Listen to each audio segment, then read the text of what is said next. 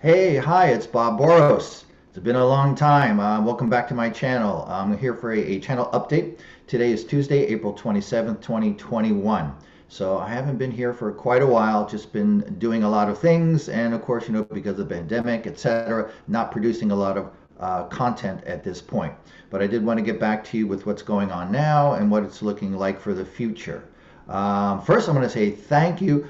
Just this past week, we went over 5,000 subscribers, which is amazing. I started this channel 2.5 years ago, and just by producing content about jazz dance, tap dance, history, teaching, anything to do with that, and it just grew and grew and grew. So even though I haven't been putting anything new on pretty much recently, there's still people are signing up consistently. So thank you. I want to thank you all people who are subscribers, who are interested in this information, and I hope to be bringing you more in the future as things develop, and I'm going to tell you about that as we get into it. So that's good.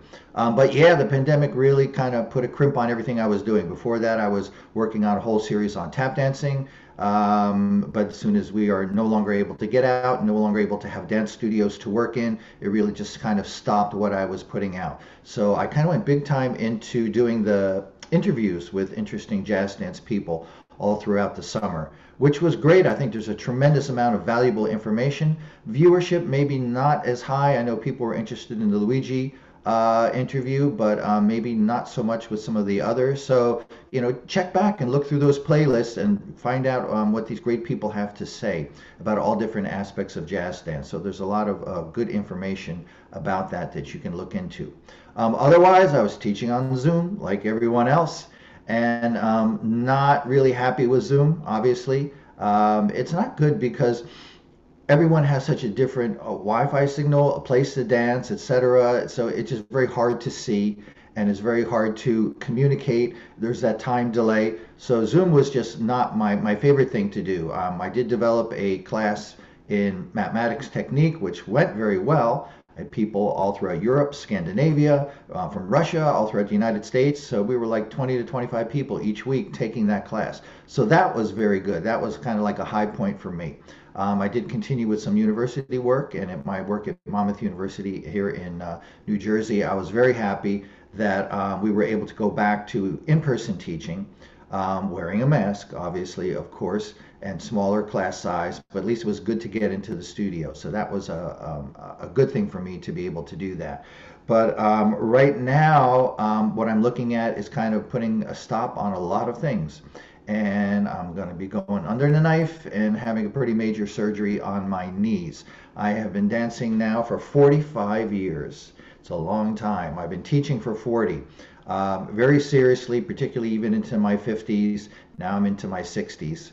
And the jazz dance idiom is just plays havoc on your knees. Your knees are always twisting, torquing, in demi-plie. That puts a lot of pressure. And everyday usage, 5, 6, 7 days a week sometimes of dancing, teaching, being active on your feet just takes your toll. So I've had, over my years, I've had 2 knee operations for meniscus repair, 2003, 2004. I've had bone spurs on both big toes. That was 2006 and 2010. But there's just been a slow deterioration in my knee. So I would say ever since about when I was at Radford University in 2011 or 2012, I really was not able to even execute a full grand plie. So my knees would just ache, they would just ice them all the time, and it would start to be limiting. And this just kind of got worse and worse and worse. There were 3 times where I kind of just blew out my knee completely, and it just swelled up, and it took me like 3 months for it to relax, calm down, sometimes draining the knee. But as time went on, it just gets worse and worse and worse, to the point now where my teaching, I'm pretty much like faking everything. I'm sitting a lot. I'm doing whatever I can to try to stay off my knees. So working with what the future is now, unfortunately, what I'm looking at are total knees replacements. All right, I'm going to have knee replacements on both knees eventually. So that's where I'm at right now. I've been working with a local doctor who's very good. I really like him. And on May the 10th, I'm going to go under the knife on my left knee. I'm going to have a total knee replacement. It's kind of like really daunting for me as a dancer to have somebody chopping into your knee and putting different parts in your body. But teaching wise, it's just not something I can really do anymore. I'm okay for walking around, but it still bothers me a little bit. But it needs to be done because in the future it will only get worse. So I did try to look online as much as I could and search out and request information on dancers who have had knee replacements. What is their specific situation? What is their recovery like as opposed to normal recovery of a normal person?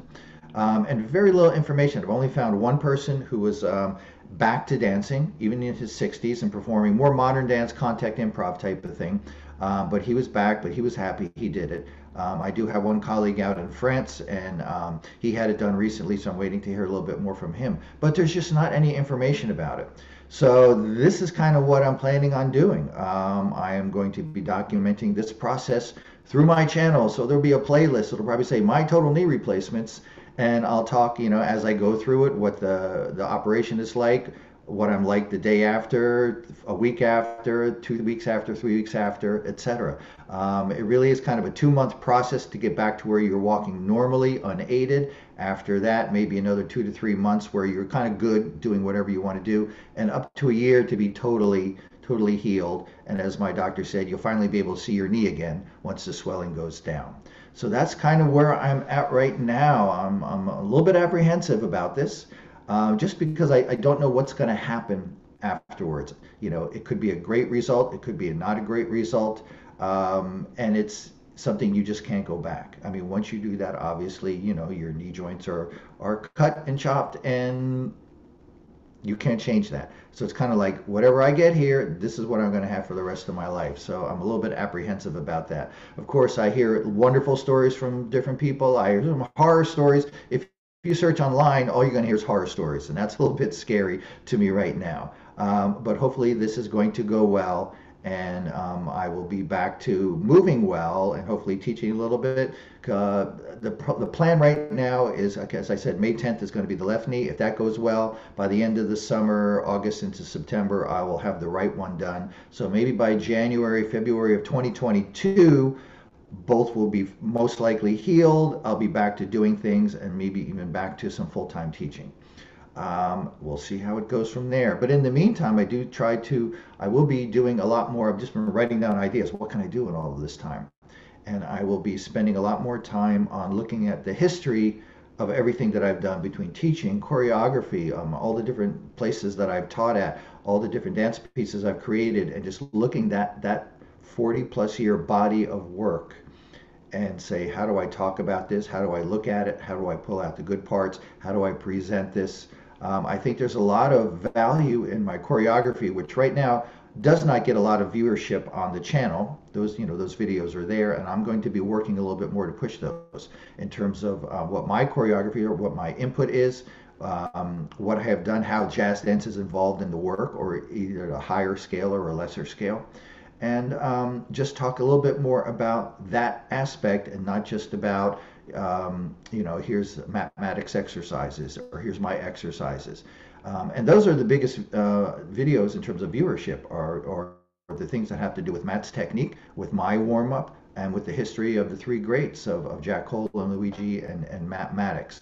So I want to get a little bit more into the creative aspect of jazz dance, the choreography, what can be done, and getting that out there so that people can understand a little bit more deeply, rather than just, I want to do a video at home and do an exercise program at home, that sort of thing. So anyway, that's my update. So just before May 10th, I'll put up another video. I'll be a little bit closer. I'll have a lot more information on what my process is going in, and then I'll show you afterwards, and hopefully I'll be up and walking around as soon as possible. Yeah, it's going to be a trip. We'll see what happens. Okay. All right. Thanks so much. Again, Bob Boross. This is my jazz and tap dance life. I haven't said that in quite a while because I haven't been online. And if you like everything, if you haven't subscribed, subscribe and hit the notifications bell, and stay up with me and stay with me through this process. Okay. All right. Thanks so much, and I'll be back soon with the next video.